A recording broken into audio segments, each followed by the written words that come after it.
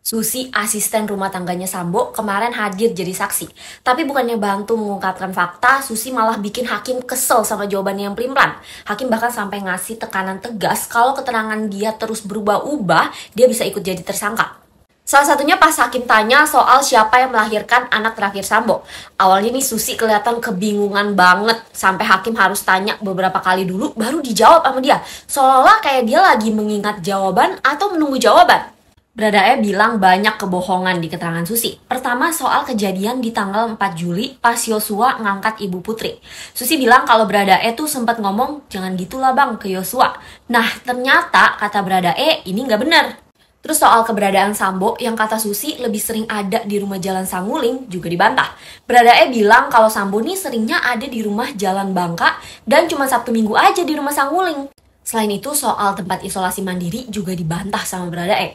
Dia bilang isoman dilakuin di Jalan Bangka, bukan di Sanguling. Terus soal Susi yang bilang nggak tahu kalau Yosua punya kamar di Sanguling juga lagi-lagi dibantah.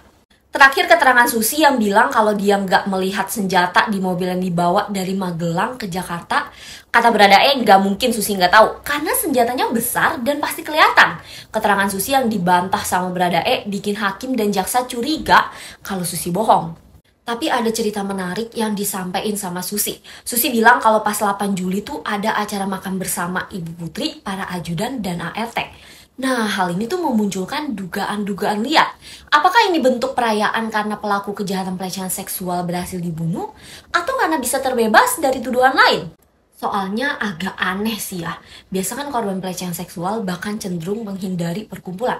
Tapi justru Ibu Putri malah pergi makan-makan. Keterangan Susi yang pelin-pelan bikin hakim dan jaksa gak percaya lagi sama dia soal kejadian di rumah Magelang. Tapi bukan gak mungkin keterangan bohong ini bakal jadi hal penting buat menggali motif pembunuhan yang dilakuin sama Ferdy Sambo. Kalau menurut kalian kira-kira Susi beneran diarahkan buat berbohong atau dia emang bingung aja? Komen ya.